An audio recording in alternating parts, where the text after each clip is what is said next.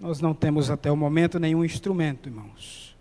Vamos tirar aqui no...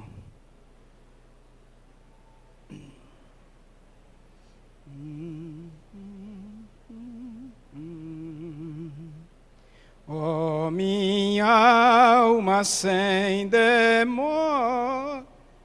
É difícil. Alma sem demora, ergue-te para entoar os louvores do teu Cristo e seu nome celebrar, para remir-te sua vida e lhe quis dar. Minha condição tão triste conheceu meu Salvador, que dos céus desceu à terra para ser meu Redentor. Oh, quão grande é o amor de meu Senhor, condenado justamente, que podia eu fazer dessa pena para livrar-me, oh perdão para merecer, oh seu sangue quis Jesus por mim verter. Com meus crimes carregado lá na cruz em meu lugar, foi Jesus crucificado a minha alma pra salvar. Vinde todos já comigo adorar.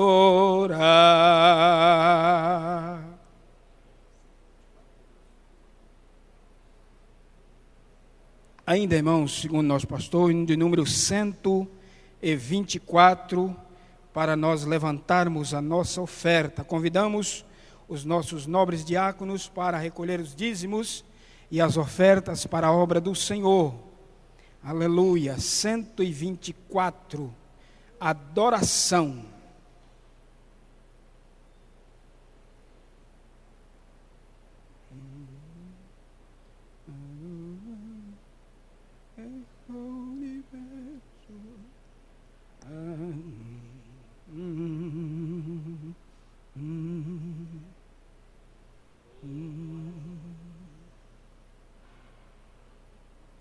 Estamos aguardando os irmãos diáconos chegarem à frente para dar início ao nosso louvor.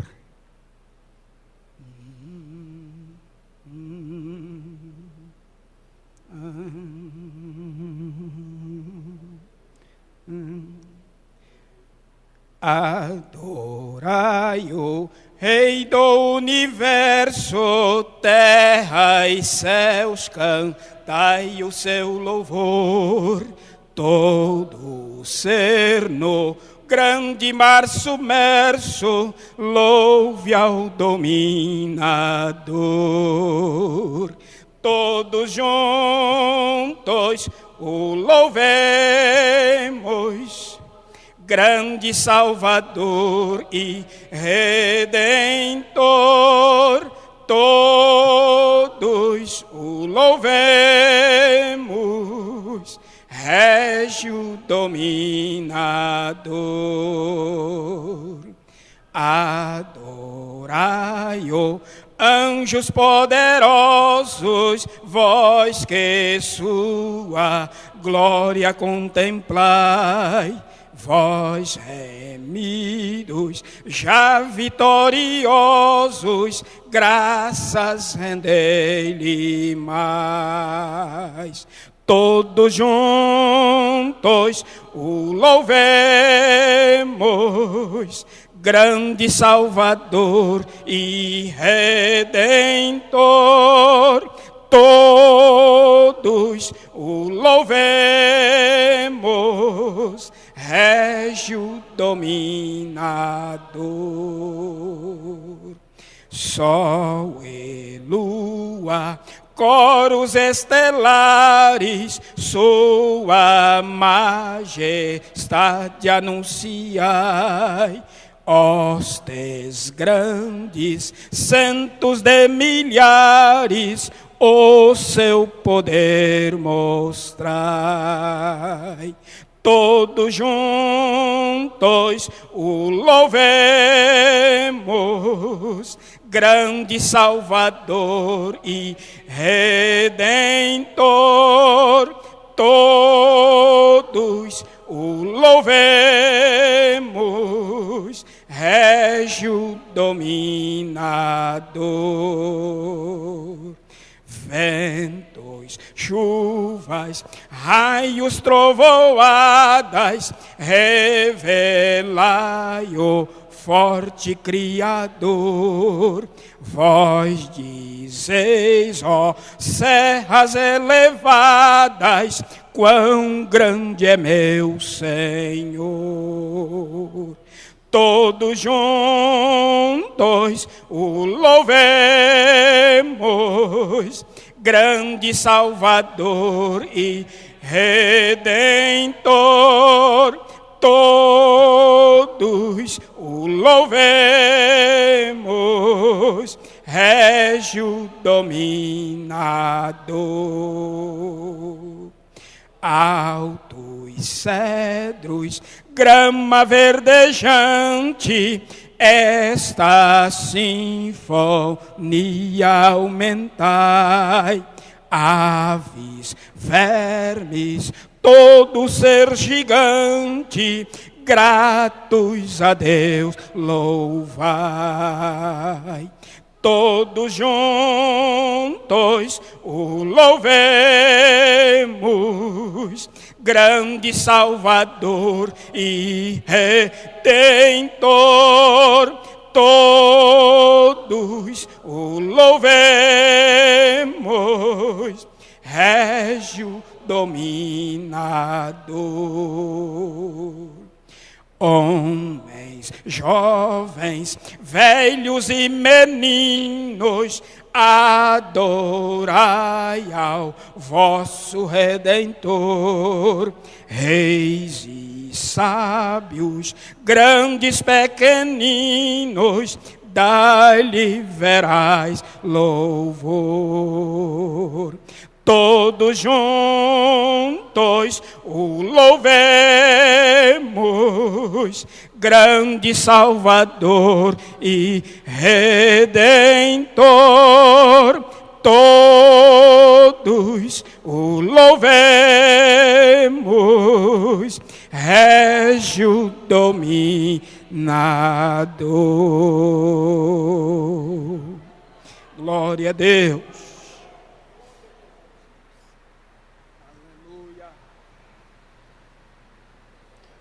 Meus amados, nós queremos agradecer a Deus por esta oportunidade, ao pastor Jurandir pela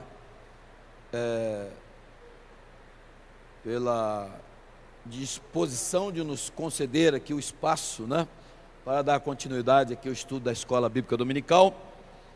E hoje, portanto, como já foi dito, estaremos dando aqui uma passada, uma estudada na lição de número 9, que foi a lição que nós estudaríamos no domingo próximo passado.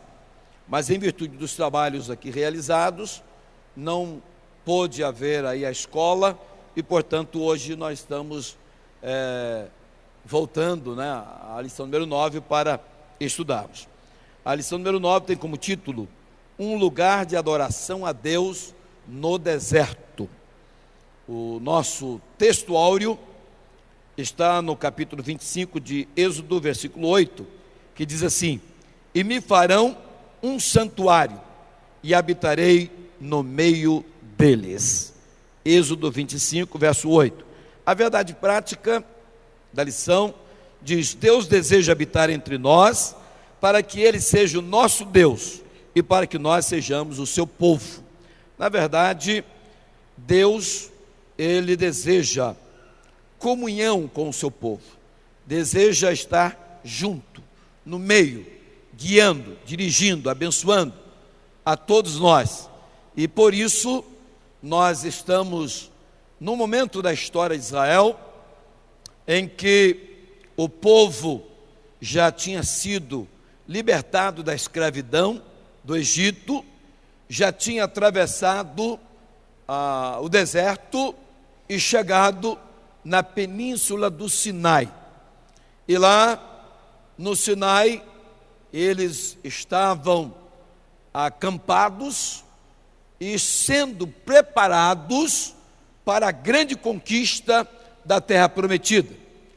E ali o Senhor lhes deu lei e lhes também lhes proporcionou o privilégio de poder ter a presença do Todo-Poderoso no meio deles, através da construção do tabernáculo. E é este momento que nós vamos analisar aqui. Imagine aí o povo ali ao redor do Monte Sinai, e se preparando aí na expectativa de uma grande conquista. Os irmãos, imaginem que os israelitas que ali estavam só tinham ouvido falar da terra prometida, mas eles nunca tinham estado lá, apenas seus ancestrais haviam passado por lá, e a notícia que eles tinham é que a terra era uma terra boa, uma terra que mana leite e mel. A expectativa, naturalmente, era muito grande para a conquista dessa terra. E naquele momento em que lá estavam reunidos, veio então esta palavra que nós vamos passar a ler, onde está baseada a lição de hoje. Êxodo capítulo 25, do verso 1 até o verso de número 9. Então vamos ler aí os primeiros 9 versículos do capítulo 25 do livro de Êxodo, o segundo livro da Bíblia. Eu gostaria de pedir aos irmãos para se porem de pé, e nós vamos fazer a leitura responsiva. Ou seja, eu vou ler o verso 1 e gostaria que todos os irmãos lessem repetindo o mesmo verso, e assim sucessivamente, até que tenhamos lido todo o texto que nós mencionamos, que é do primeiro verso até o verso 9. Todos os irmãos encontraram? Digo amém. Diz o primeiro verso o seguinte: Então falou o Senhor a Moisés, dizendo: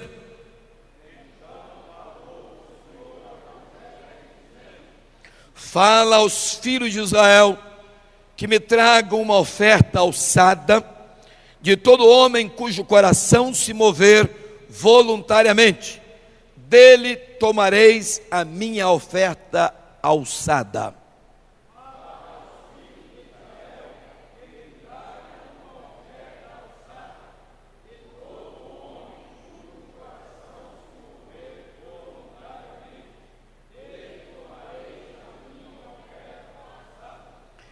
E esta é a oferta alçada que tomareis deles: ouro e prata e cobre,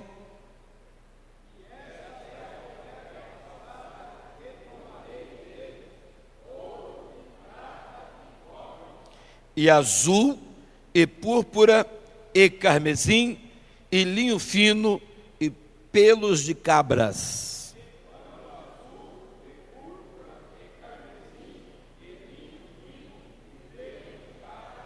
e peles de carneiros, tintas de vermelho, e peles de texugos, e madeira de cetim.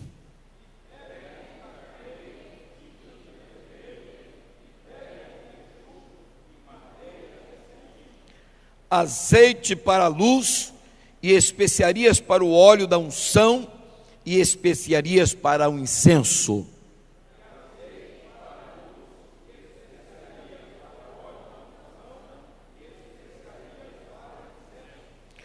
Pedras sardônicas e pedras de engaste para o éfode e para o peitoral.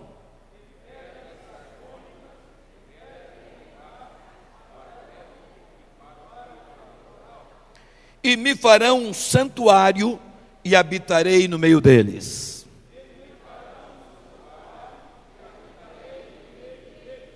Conforme a tudo o que eu te mostrar para modelo do tabernáculo e para modelo de todos os seus vasos, assim mesmo o fareis.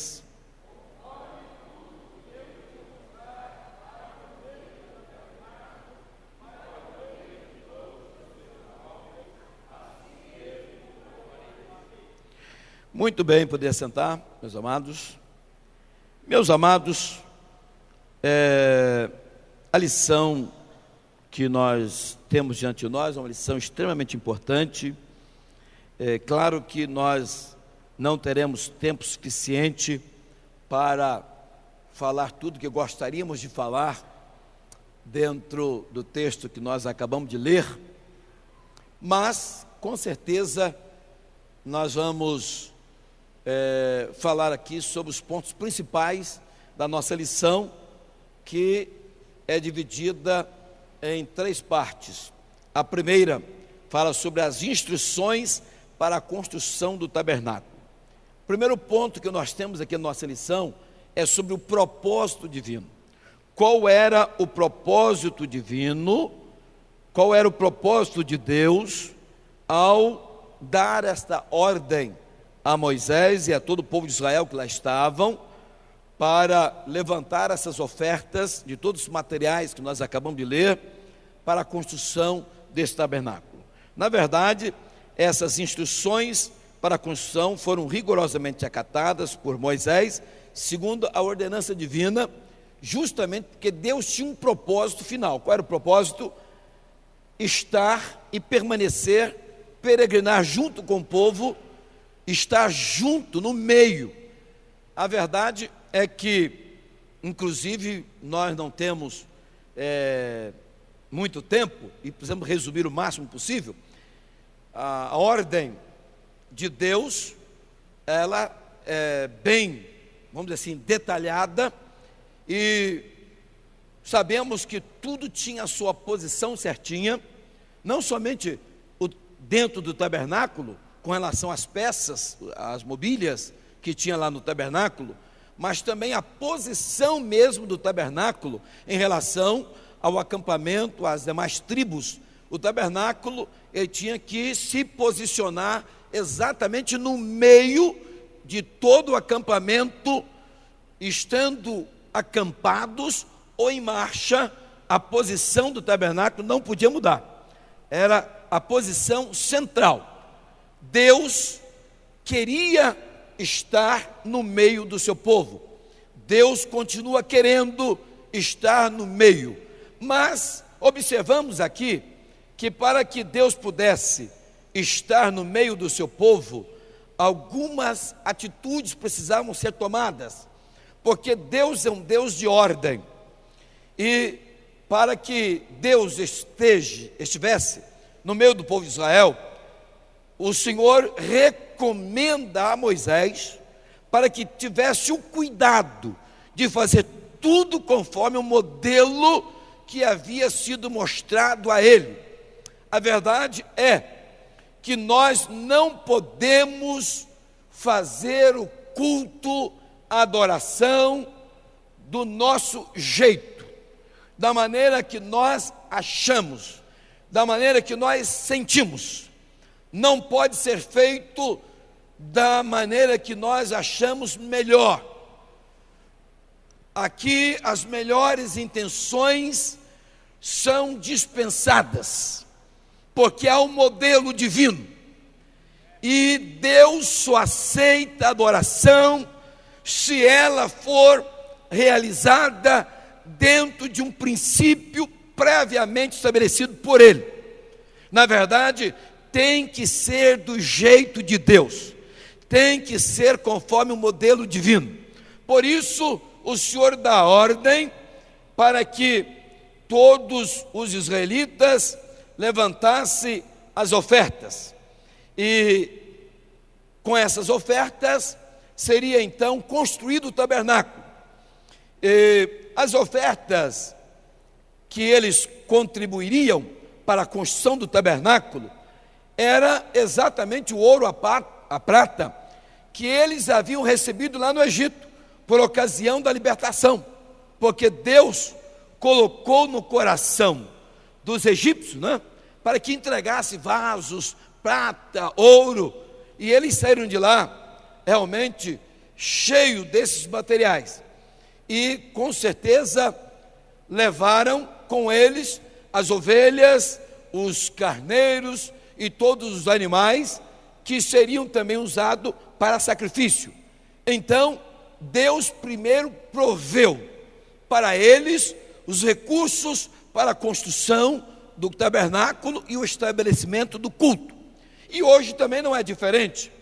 Nós que ofertamos na casa de Deus, que dizimamos na casa de Deus, nós primeiro temos a provisão de Deus no nosso trabalho, não é verdade? Nas nossas receitas, e então o Senhor nos concede os recursos com os quais nós vamos construir também o reino de Deus aqui na terra. Então, a obra de Deus sempre foi feita assim. Lá eles não tinham outro recurso a não ser aqueles que Deus havia provido. Da mesma forma hoje, nós não temos outro recurso, não vem dinheiro do governo, não temos outra fonte a não ser ofertas alçadas, dízimos e as ofertas, as contribuições dos membros da igreja. Então, com aquelas ofertas, com aquelas contribuições, o tabernáculo foi levantado, tudo conforme a ordenança divina. O tabernáculo, portanto, não foi resultado da iniciativa humana. O tabernáculo não foi fruto da vontade de Moisés. Não, o tabernáculo foi uma ordenança divina. Foi Deus que determinou que fosse construído, que fosse levantado aquele tabernáculo, que era o centro da adoração a Deus. A verdade, meus amados, que nós fomos separados, ou seja, santificados para adoração. A nação israelita estava escravizada no Egito. Deus liberta a nação para louvor do seu nome, para adoração do próprio Deus que os libertara. E nós não somos diferentes. Éramos escravos do pecado, mas Deus nos libertou, nos santificou, ou seja, nos separou para louvor do seu nome, para sermos um povo seu, especial, zeloso e de boas obras, para que nós pudéssemos prestar culto de adoração a Deus. Por isso estamos aqui esta noite, porque Deus nos libertou para que nós pudéssemos ser um povo especial que se preocupasse em adorar a Deus. E meus amados, louvamos a Deus porque fazemos parte desse povo, porque fomos libertos da escravidão do pecado, porque o Senhor nos privilegiou com esta nobre posição no seu reino. Hoje somos membros do corpo de Cristo aqui na terra e vivemos para adorar o nome do Senhor. E essa adoração, ela não deve se restringir ao momento do culto. A adoração deve ser resultado de um modo de vida. A verdade é que nós precisamos adorar a Deus 24 horas do dia, com as nossas atitudes, com as nossas palavras, com o nosso procedimento, com realmente um testemunho vibrante que venha dignificar o nome de Cristo, que venha honrar a Deus e a sua palavra. E então somos uma comunidade de adoração, assim como Israel passou a ser a partir lá do Sinai. Então, irmãos, a construção do tabernáculo não foi iniciativa humana, foi uma iniciativa divina, foi ordem de Deus, e Deus foi quem estabeleceu o culto lá no Velho Testamento. O segundo tópico da nossa lição, já o comentarista começa falando sobre o pátio, mas eu quero chamar a atenção dos irmãos que gostam de ler a Bíblia e estudá-la, o seguinte: eu não sei se vocês observaram que na Bíblia a ordem das peças da mobília, ela não está na ordem como nós comumente estudamos. Nós, quando começamos a estudar sobre o tabernáculo, nós partimos sempre do pátio, como está aqui. Começamos no pátio e vamos para o lugar santo e depois o lugar santo dos santos. Mas na Bíblia a ordem é inversa.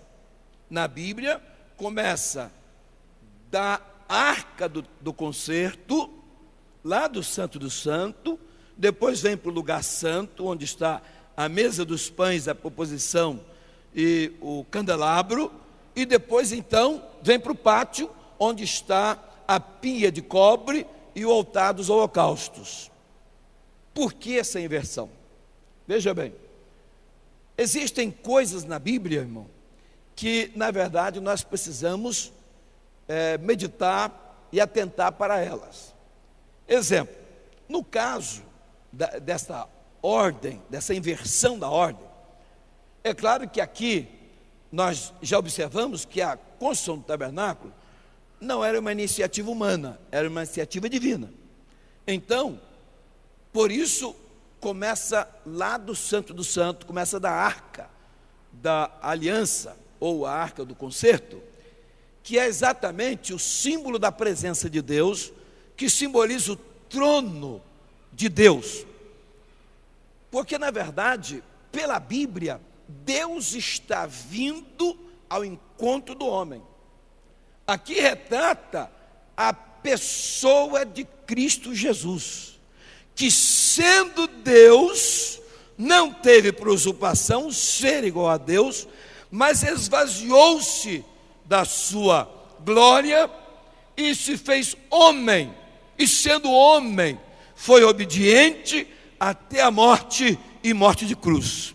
Então, aqui mostra a trajetória de Cristo, partindo do trono para a cruz. É claro que nós, como crentes que tivemos um encontro com o Senhor, a nossa trajetória é inversa. Nós vamos da cruz para o trono, mas Jesus veio do trono para a cruz. Ele fez uma caminhada de descida para que nós pudéssemos fazer a caminhada de subida. Ele esvaziou-se da sua glória para que nós pudéssemos ser cheios da sua glória. Ele se empobreceu para que nós pudéssemos nos enriquecer. Ele se tornou homem para que nós pudéssemos ser participantes da natureza divina. Ele veio à terra para que nós pudéssemos ir ao céu. Então, ele abriu o caminho. Ele mostra a direção. Os irmãos entenderam? Então, na Bíblia, nós temos a revelação de Cristo aqui no tabernáculo, que deixa o céu de glória e vem para essa baixa terra para dar a sua vida por nós no Calvário. Então, mas aqui na lição, em qualquer estudo que vamos fazer, sempre todos os comentaristas começam sempre do pátio. Mas eu quero, nesta noite, fazer aqui uma rápida inversão. Ao invés de começarmos do pátio, vamos começar pelo Santo do Santo. Vamos começar pela arca. Veja bem, meus queridos, primeiro, nós já observamos, no primeiro ponto da nossa lição, que a ordem de construir o tabernáculo era resultado, tinha como objetivo cumprir um propósito divino, que era de criar uma comunidade de adoradores lá no deserto. Não é verdade? Esse era o propósito. Deus quer estar no meio do seu povo. Deus quer ser mais íntimo dos seus filhos. Muitas das vezes não é por falha nossa, mas o desejo de Deus é ser cada vez mais íntimos, né, dos seus, aproximar o máximo possível, estreitar a comunhão. Mas nós somos os grandes empecilhos para que isso aconteça. E Deus, quando dá ordem, Ele está facilitando esta comunhão íntima que Deus quer ter com o seu povo. Lá, Deus estava no meio. Hoje, é bem diferente. Deus estreitou um pouco mais a comunhão. Deus não só está no meio, como Deus conosco, mas Ele é por nós, mas Ele também habita dentro de nós. Então hoje a comunhão deve ser muito mais íntima do que era na antiga aliança. E quanto à ordem das peças no tabernáculo, aprendemos que Deus, Ele começa do seu trono. A iniciativa é do céu. A salvação vem de Deus. Os irmãos estão entendendo?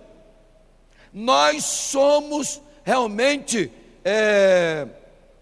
alvo do grande amor de Deus, que deixa o seu trono e vem encontrar conosco, porque o altar dos holocaustos, lá no pátio, é um local de encontro de Deus com os pecadores. Lá representa a cruz, onde Deus vem encontrar o pecador, porque se Deus não vem em busca do pecador, o pecador não encontraria caminho de volta para Deus. Diga, meu amado.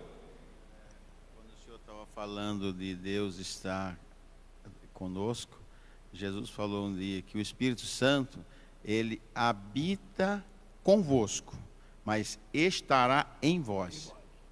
Então, depois em vós. Isso é uma coisa extraordinária, né? Nós temos o privilégio de ter Deus habitando dentro de nós, o que não era uma realidade lá na antiga aliança. Mas como a revelação de Deus, ela é progressiva, nós sendo da nova aliança, nós gozamos do privilégio de ter uma comunhão mais íntima com o Senhor. Infelizmente, nem todos desfrutam dessa comunhão, mas o desejo de Deus é que todos os crentes sejam realmente a habitação de Deus. Temos aqui o grande propósito de Deus em construir o tabernáculo, que era para se tornar uma habitação de Deus no meio do seu povo, para que esse povo pudesse ter uma revelação maior da personalidade divina, pois o Senhor prometeu que do propiciatório que estava acima da arca, Ele falaria e revelaria sua vontade para o povo. Então, meu amado, a arca era o depósito da lei divina, cujas primeiras tábuas haviam sido quebradas. As primeiras tábuas que Deus escreveu com seu próprio dedo, foram quebradas no momento em que Moisés desceu e o povo estava adorando o bezerro que Arão havia levantado. E agora Deus escreve outras 2 tábuas, e Deus determina que aquelas 2 tábuas, contendo o decálogo, ou seja, os 10 mandamentos, fossem depositadas dentro da arca. E as 2 primeiras que tinham sido quebradas, elas revelam a atitude humana em relação à vontade, à bondade e à misericórdia de Deus. Representa uma rejeição da lei divina, por que não dizer do próprio Deus? Mas as 2 tábuas que foram escritas depois, inseridas dentro da arca, representam e revelam o caráter divino, que é íntegro e perfeito. Somente podia ser colocada na arca as tábuas que estavam perfeitas, sem ser quebradas, íntegras, porque elas representavam o caráter divino, que é perfeito e íntegro. Por isso, aquelas tábuas que foram quebradas, elas representam o fracasso humano. As tábuas guardadas na arca representam a perfeição divina. Na verdade, isso revela que o homem fracassou, mas Deus continua fiel. O homem, muitas das vezes, em todos os momentos, mostrou-se infiel, mas Deus não pode negar-se a si mesmo, e Deus permanece fiel mesmo diante da infidelidade humana. Então, aquelas que representam a infidelidade desapareceram por causa da misericórdia de Deus, mas aquelas que representam a fidelidade de Deus permanecem guardadas dentro da arca. Louvamos a Deus porque Ele é fiel. Ainda que nós fracassamos, mas louvamos a Deus que temos um Deus que nunca fracassou e nunca fracassará. Ainda que você e eu venhamos a cometer algum deslize, mas Deus permanece na sua posição e pronto para nos dar a segunda chance, porque Ele é um Deus de misericórdia. Essas segundas tábuas representam a segunda chance que Deus está dando para o povo. Mas na arca, ainda sobre a arca, a Bíblia fala sobre 3 importantes arcas. Primeiro, a arca de Noé. Segundo, a arca de junco, onde Moisés foi posto. E terceiro, a arca do concerto. Veja bem, a arca de Noé, nela foi guardado Noé, a sua família e todos os animais, que foram preservados da morte por ocasião do grande juízo de Deus, que foi o dilúvio. Então, arca lembra depositário, lembra preservação, lembra libertação, lembra de fidelidade de Deus com aqueles que são realmente fiéis também. E a arca de junco, onde Moisés foi posto no rio Nilo, tinha como propósito guardar o menino formoso das águas da morte. Tá certo? Então, a arca fala sempre de libertação, de proteção, de salvação. E a terceira arca é a arca do concerto, destinada a guardar o concerto de Deus intacto no meio de um povo inclinado ao erro. Então, ao redor da arca estavam as tribos de Israel. todas elas caracterizadas por rebeldia, erro, pecado. Mas no meio estava a arca, que guardava intacto a aliança de Deus. Isso lembra de quem? Lembra de Jesus, que vivendo no meio dos pecadores, guardava intacto a vontade perfeita de Deus no seu coração. Viveu no meio de pecadores, mas nunca se deixou levar pelo pecado. Não deixou de ser tentado, mas nunca cedeu à tentação. Isto representa aquela arca. Aquela arca era o modelo divino do Messias, que viveria entre nós, pecadores, rebeldes, mas que guardaria a perfeita vontade de Deus no seu coração. Por isso louvamos a Deus, porque, irmãos, a arca representava Cristo, que viveu entre nós, que somos inclinados ao erro, mas pode conservar intacto o conserto divino, pois nunca pecou. E com relação ao conteúdo da arca, é importante você entender que aquela arca da aliança foi guardado o que dentro dela? Primeiro, as 2 tábuas da lei. Mais o que? A vara de Arão que havia florescido. Mais o que? Um vaso contendo maná, que sustentou o povo durante os 40 anos da peregrinação. Então, o que tinha na arca? Primeiro, 2 tábuas, que representa, é o memorial da fidelidade de Deus para com o seu povo. Tá certo? Depois, nós temos o vaso contendo maná, que representa o quê? Memorial de Deus com relação à sua fidelidade em prover as necessidades do povo, né, que realmente tinha que sobreviver num deserto onde não tinha indústria e nem lavoura. Mas a fidelidade de Deus os preservou em vida. E o vaso de maná era o memorial de que Deus é o Deus da provisão.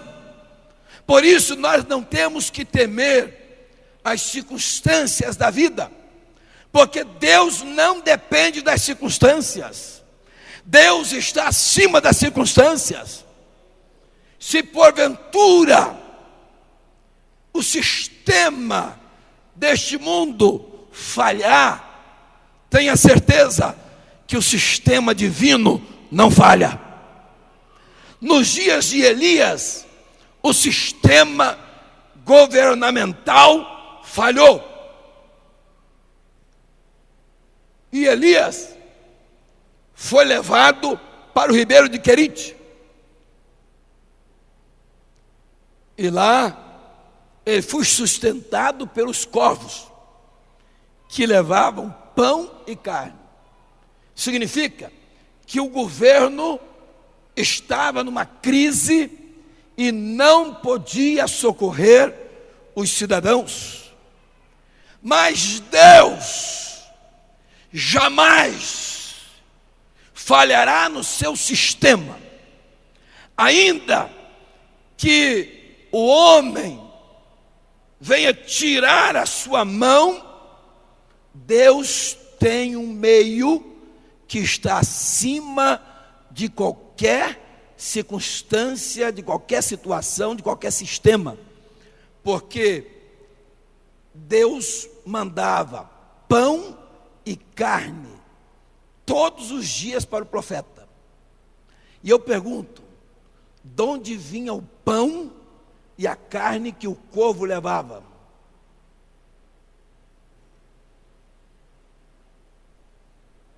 De onde vinha? Do governo não era. Não é verdade? Era uma provisão divina. Significa que, irmãos, nós podemos confiar em Deus Deus é fiel, continua sendo o nosso grande provedor. Ele não somente nos criou, mas Ele também nos sustenta. E a nossa vida é 100% dependente de Deus. Sem Ele, nós fracassaríamos.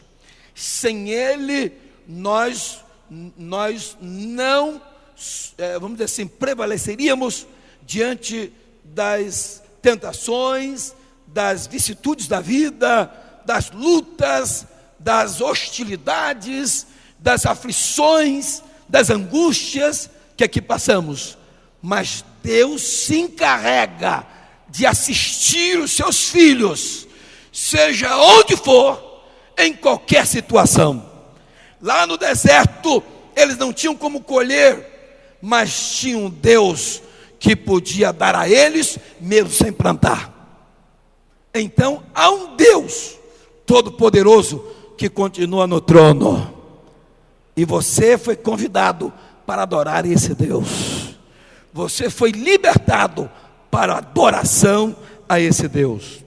Mas, meus amados, veja bem, a vara que floresceu estava dentro da arca também.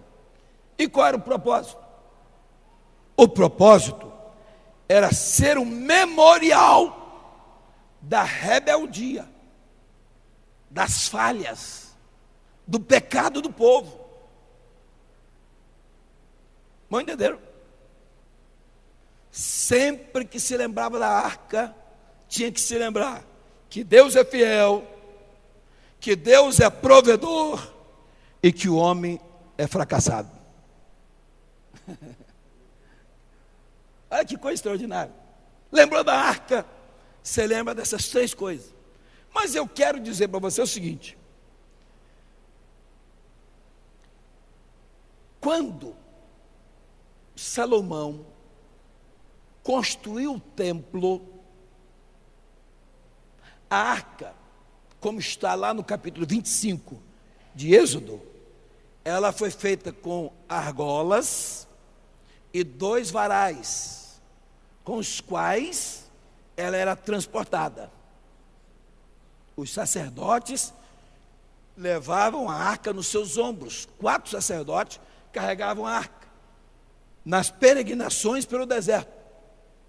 Mas quando o povo entra na terra, continua o tabernáculo do Senhor lá em Siló. Depois, nos dias de Davi, a arca foi para Jerusalém, mas continuou do tabernáculo. Mas depois da morte de Davi, Salomão construiu o templo. E quando Salomão construiu o templo, aí a arca passou a ser, o templo passou a ser fixo, e não mais um templo ambulante, mas agora fixo. E aí o que se dispensou? Dispensou os varais, que não precisa mais dos varais. Mas teve outras 2 coisas que foi dispensada da arca. Abra sua Bíblia aí, no livro de 1 Reis, capítulo 8, e o versículo 9. Olha o que está escrito aí. 1 Reis 8 e 9. Encontrou aí? Na arca nada havia, senão as 2 tábuas de pedra que Moisés ali pusera junto ao Horebe, quando o Senhor fez aliança com os filhos de Israel, saindo eles da terra do Egito. Nada havia, senão as 2 tábuas. Agora não tinha mais o vaso contendo maná e nem a vara. Por quê? Estava na terra que manava leite e mel. Agora Israel não tinha mais necessidade como tinha no deserto. Tá certo? E a vara não representava, não era o memorial da rebeldia? Por que não tinha mais a vara que florescera? Porque Deus esperava que agora depois de ter tomado posse da herança divina, o povo realmente não cometesse mais aquele tipo de falha, não se tornasse mais rebelde. E também representa, nesse caso, irmãos, representa que durante a nossa peregrinação, nós sempre teremos necessidades e falhas. Mas quando chegarmos na glória, há de prevalecer a santa vontade de Deus e nunca mais teremos nem necessidades e nem falhas. Significa também que até chegar ao momento da cruz, Cristo representado na arca, levava sobre si as nossas iniquidades, as nossas falhas. Mas depois que Cristo ressuscita, não tem mais que levar as nossas falhas, porque elas foram pagas, as nossas culpas foram pagas no Calvário. Quando Cristo ressuscita, Ele não tem sobre si os nossos pecados, Ele só tinha sobre si os nossos pecados quando foi para o Calvário. Não está entendendo? A arca agora, ela estando dentro do templo, já representa o Cristo ressurreto, que já levou sobre si os nossos pecados e que agora não tem que levar os nossos pecados mais, porque esse problema do pecado já foi resolvido com a justiça divina e a grande misericórdia de Deus lá no Calvário.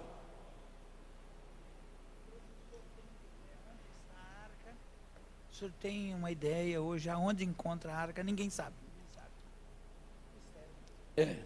Essa arca, ela realmente desapareceu.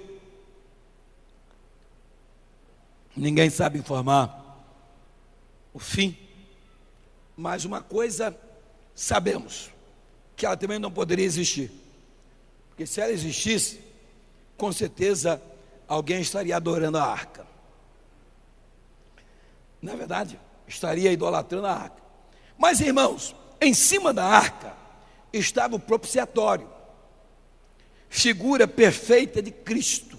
A arca agora junto com o propiciatório, porque Deus primeiro manda construir a arca, depois Ele manda fazer o propiciatório. O que é o propiciatório?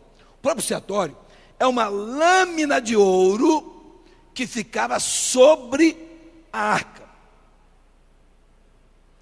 O que significa a palavra propiciatório? É o local da propiciação. O que é fazer propiciação? É tornar favorável, tornar aceito. Deixa eu dizer para você o seguinte: quando um pecador cometia um pecado, a nação era uma nação pecadora, tinha o chamado dia da expiação. E no grande dia da expiação, o sumo sacerdote fazia um sacrifício e levava o sangue da vítima sobre o propiciatório, que era aquela lâmina de ouro. E expiar significa cobrir. Quando o sangue era colocado sobre o propiciatório, ele estava cobrindo o quê? Ele estava cobrindo a lei que estava dentro da arca e que condenava o pecador. Então Deus precisava um modo de justiça que pudesse tornar o homem favorável, ou seja, tornar esse homem aceito. Então, o que Deus fez? Deus cobria a lei que condenava o homem. A Bíblia diz que não havendo lei, logo não há pecado, não há transgressão. Então, naquele momento, o pecador se tornava aceito diante de Deus pelo sangue do sacrifício. É claro que a Bíblia diz que o sangue de bode, de carneiro, de ovelha, não são suficientes para tirar o pecado de quem quer que seja, mas tinha um valor transitório, porque o sacrifício precisava ser repetido, só tinha um valor provisório, até que Jesus, o Cordeiro de Deus, viesse derramar o seu sangue carmesim e pudesse remover o pecado. Lá na antiga aliança, o pecado era coberto, mas na nova aliança, o pecado é removido pelo poder do sangue remidor de Jesus. E nós não podemos esquecer nunca do sangue pelo qual nós fomos remidos. A Bíblia diz assim: se nós andarmos na luz, como Ele na luz está, temos comunhão uns com os outros, e o sangue de Jesus Cristo, seu Filho, nos purifica de todo o pecado. Meus amados, por isso a restrição na Bíblia, tanto antes da lei, como durante a lei, como depois da lei, na dispensação da graça da igreja, a restrição com relação ao sangue. Crente não come sangue de animal. Há uma restrição no capítulo 15 de Atos, não é verdade? Por quê? Qual o problema? Se você pode comer a carne e não pode comer o sangue. Exatamente essa restrição é para ficar como memorial de que nós somos salvos pelo derramamento de sangue. A Bíblia diz que sem derramamento de sangue não há remissão de pecados. Então nós não podemos esquecer que fomos salvos pelo sangue que Jesus derramou por nós. Cada vez que você der vontade de comer, como é que chama aquela galinha que faz com sangue? Chouriço ou galinha gabidela, né? Essas galinhas feitas com sangue, sarapatel, essas coisas todas. Você deve lembrar: eu fui salvo pelo sangue, por isso não posso comer sangue. Tá certo? Você vai falar. A vida realmente está no sangue. Quando o senhor estava falando que sem lei não existe pecado, né? Conforme está claro no Antigo Testamento, eu lembrei de uma palavra que Jesus falou: se eu não viera e não lhes houvera falado, não tinha esse pecado, mas agora não tem desculpa os vossos pecados. João 15, 22, está escrito isso. Trouxe à tona, né? O pecado que existia, mas as pessoas não sabiam porque não tinham conhecimento, não tinham consciência, mas agora tem. O propiciatório também era reflexivo, né? Reflexivo. Pela lâmina de ouro, quando você olhava, você via o quê? A sua imagem preservada após o sacrifício de sangue. Se não houvesse o sacrifício, você ia olhar o seu estado miserável.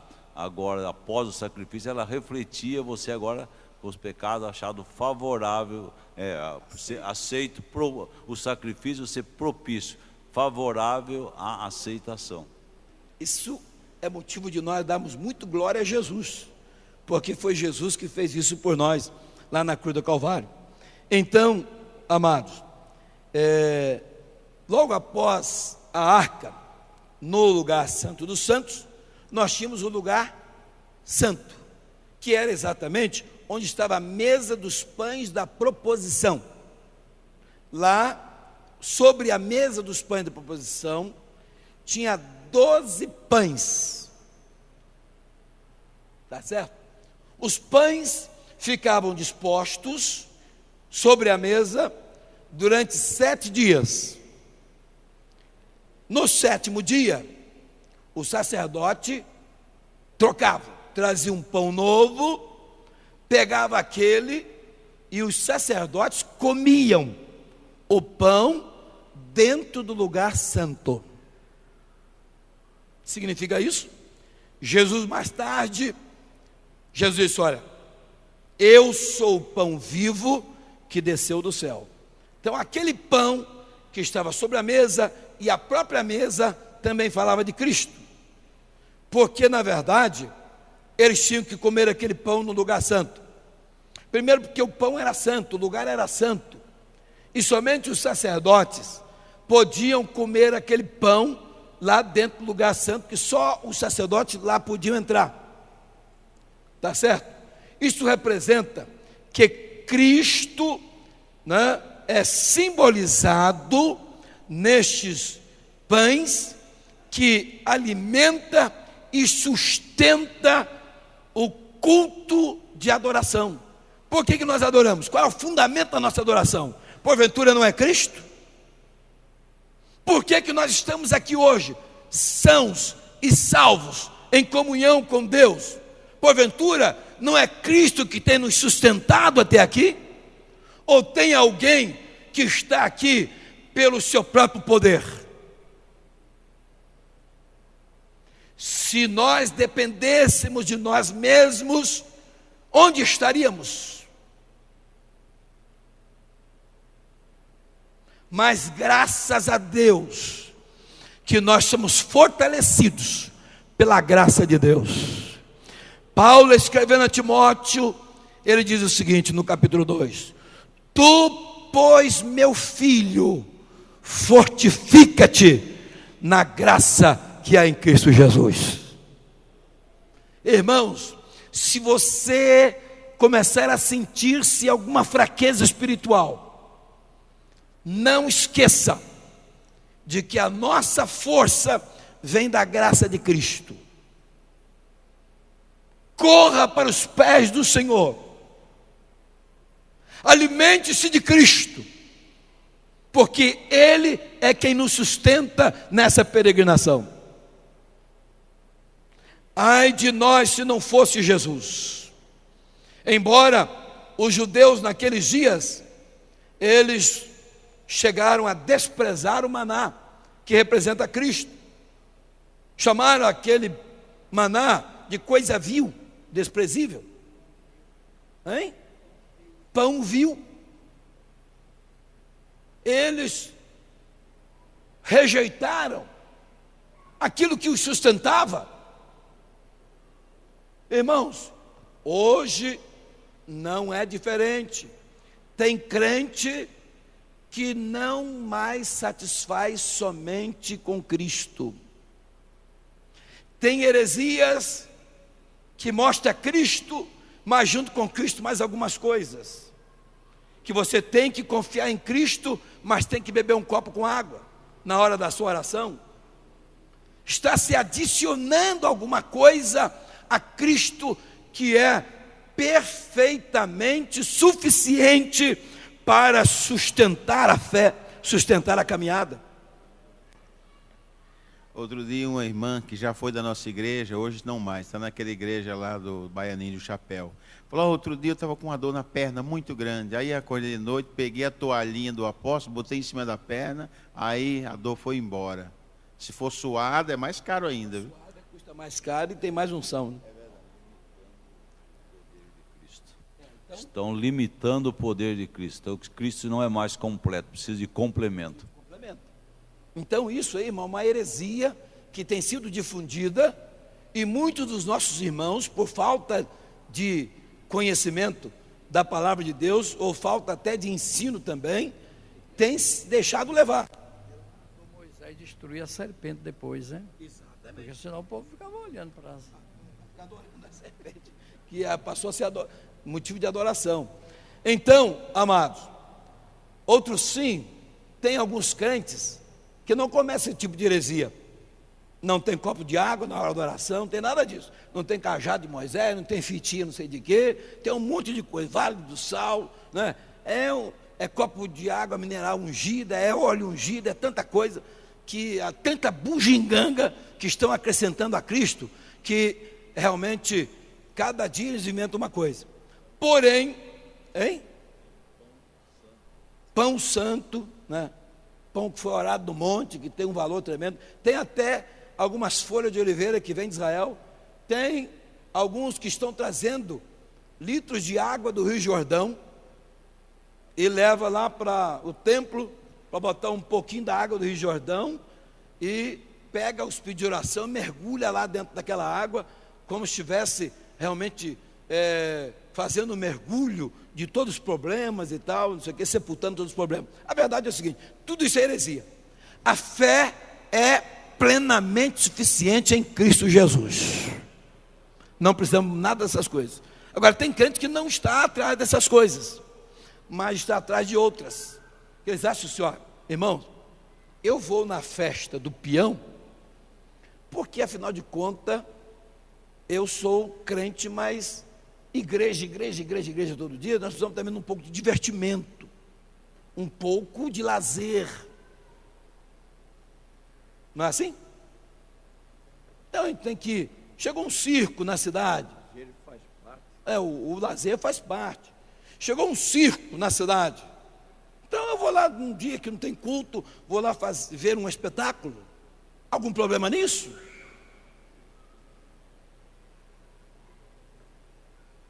O que é isso? Isto é uma revelação de que Cristo não é totalmente suficiente para aquela pessoa. Aí eu pergunto, porventura, para onde estamos indo, que é o céu de glória? Haverá lá no céu parque de diversão? Haverá no céu rodeios?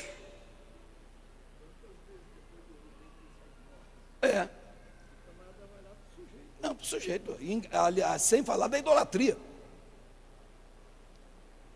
No céu tem cinema.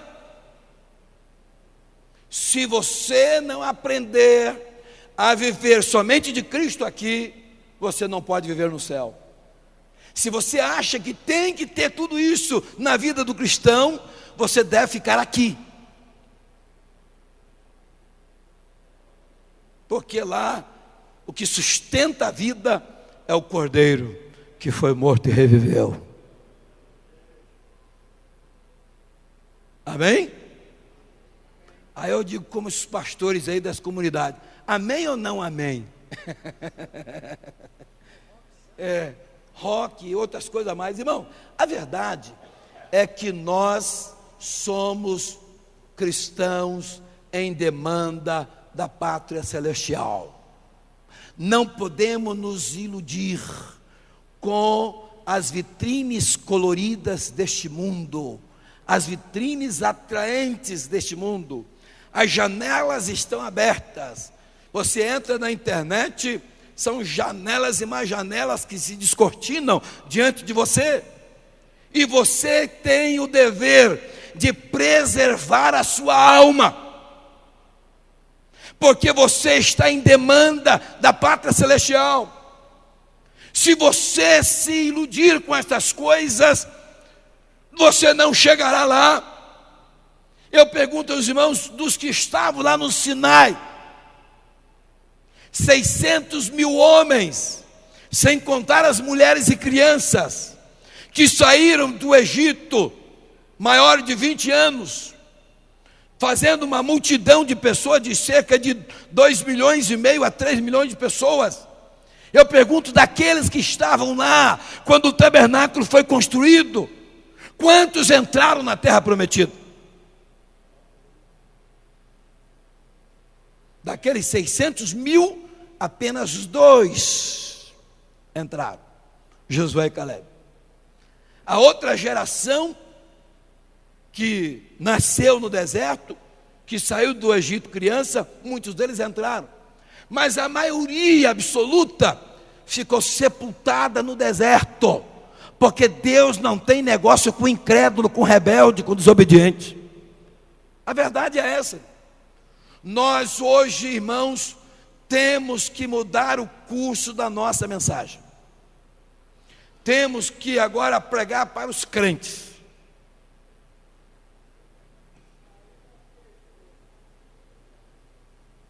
Porque os crentes estão perdendo a noção de ser cristão. Os crentes estão moldando-se conforme o mundo. E não podemos esquecer que fomos chamados para fora do mundo, para sermos uma comunidade de adoração, comunidade de adoradores, Que tipo de adorador sou eu que deixo o culto para ir num rodeio onde antes foi suplicada a proteção de um ídolo? Que tipo de adorador sou eu?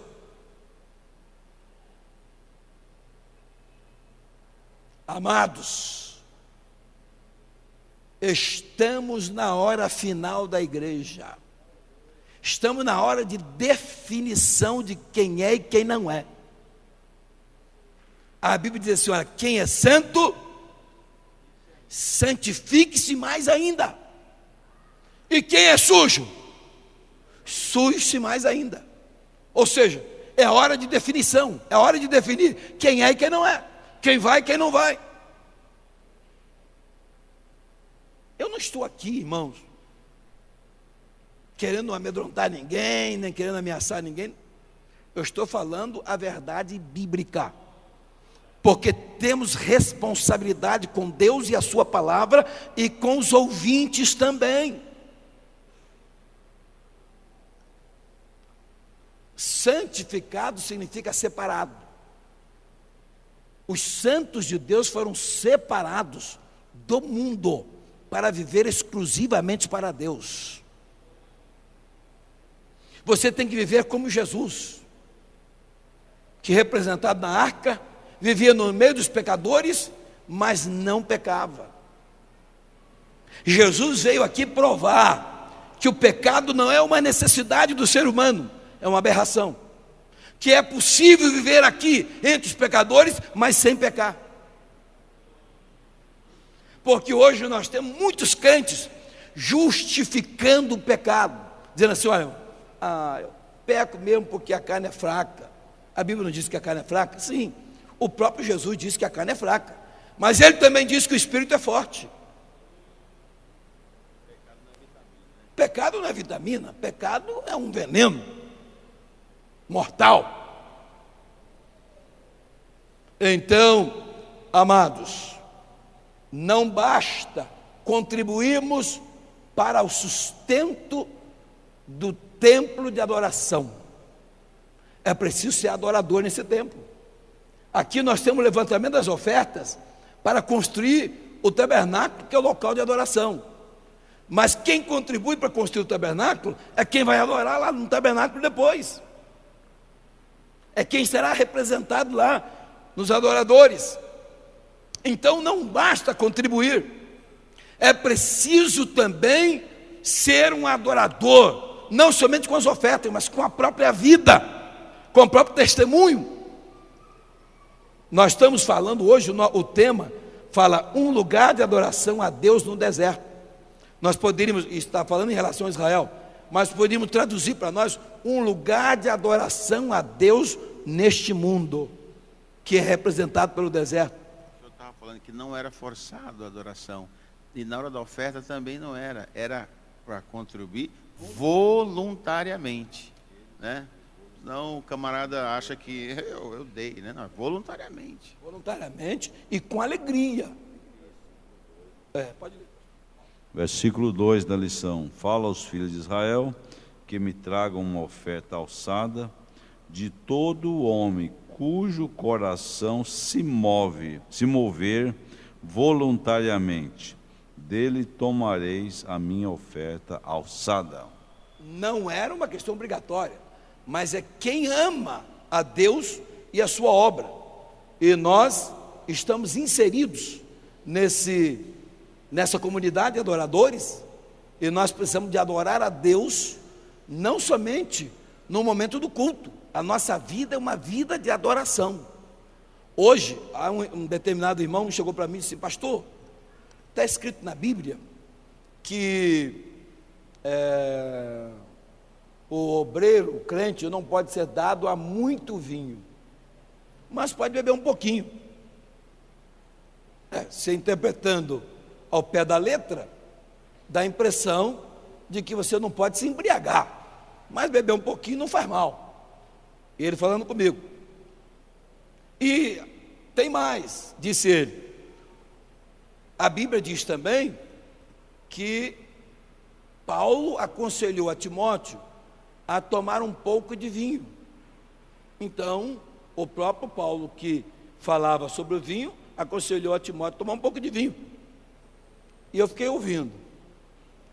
E o que é que o irmão fala de tudo isso aí? Aí eu digo para ele, pessoal, primeiro, nós vamos observar o seguinte: Paulo está doutrinando novos convertidos.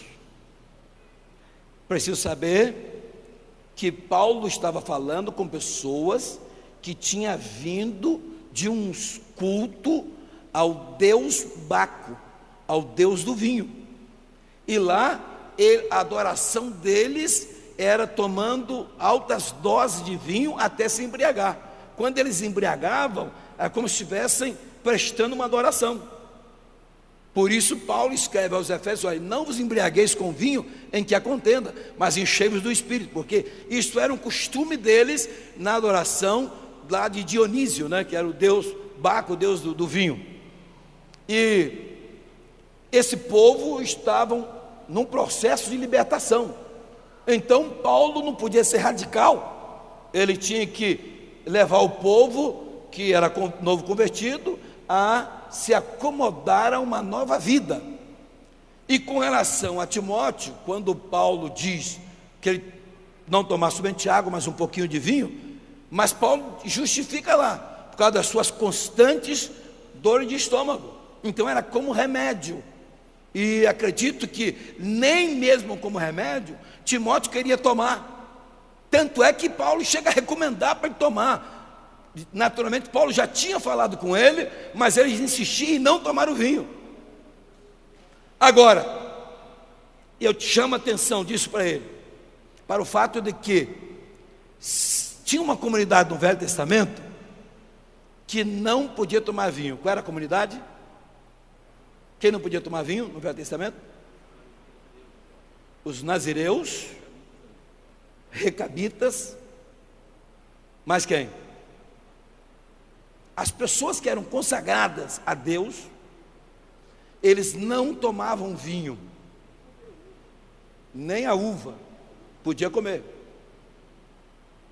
Veja bem, nós somos o sacerdócio real, diz a Bíblia, nação santa, povo escolhido, adquirido, para que anunciemos a virtude daquele que nos chamou das trevas para a sua maravilhosa luz. Se existe nazireu no Novo Testamento, somos nós, que fomos consagrados com exclusividade para Deus. E como consagrados, como nazireus de Deus, nós somos regidos por uma lei maior, e por isso não devemos tomar vinho e nenhuma bebida alcoólica. Sobre a contribuição, diz que todos os sábios de coração entre vós virão e farão tudo o que o Senhor tem mandado. Sábio de coração. Os inteligentes, os sábios. Então, amados, nós estamos encerrando, mas eu gostaria que os irmãos não faltassem às reuniões da escola dominical, porque estamos estudando lições importantes, e ao encerrar essa série de lições, vamos começar a estudar as lições sobre os dons espirituais, o que está faltando na igreja atual. A igreja atual, digo sem medo de errar, não posso generalizar, com certeza, mas em muitas regiões no Brasil, a igreja só tem o nome de pentecostal, porque os dons espirituais não estão mais em evidência no meio do povo de Deus. Aqui nós temos a nova revista, Dons Espirituais e Ministeriais, que é o assunto do próximo trimestre. Servindo a Deus e aos homens com poder extraordinário, poder sobrenatural. Irmãos, eu pergunto aos irmãos, preparando já para o próximo trimestre, onde estão os dons espirituais?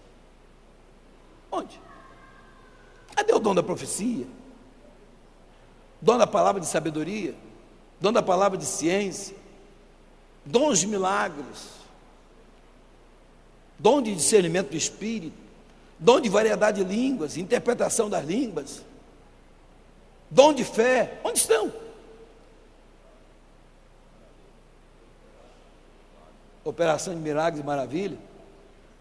Estamos precisando de uma forte reflexão dentro da área dos dons espirituais, que é o carro-chefe das igrejas pentecostais. Não é verdade? É o carro-chefe da igreja pentecostal. Mas aonde foi parar? Onde nós deixamos? Onde eles ficaram? O que aconteceu?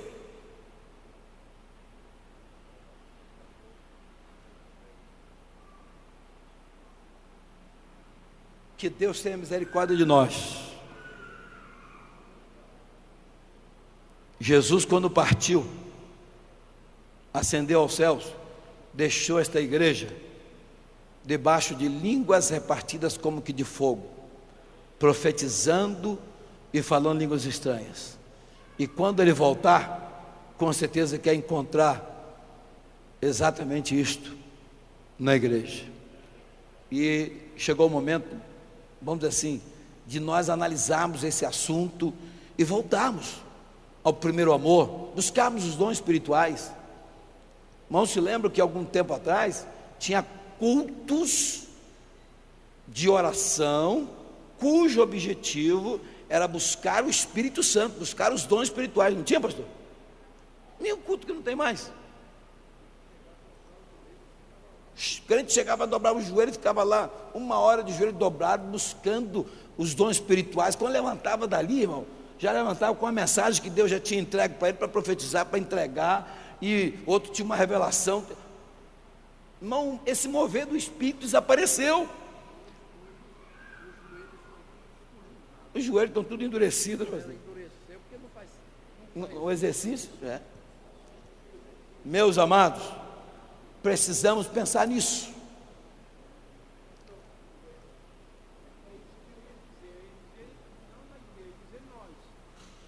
O problema esses dons só vêm através de oração. Mas não precisa ser um culto inteiro de oração. Mas nós precisávamos voltar no tempo passado, que a gente chegava na igreja, a gente ia orar. A igreja, todo mundo chegava, não pegava ninguém sentado, todo mundo em oração, só levantava a hora que o pastor levantava para começar o culto.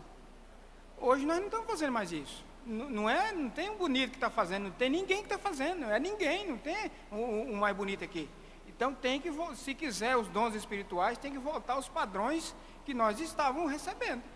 Nós deixamos em algum lugar nessa peregrinação. E é debaixo do joelho. O maior problema hoje, pastor, é a hora, né?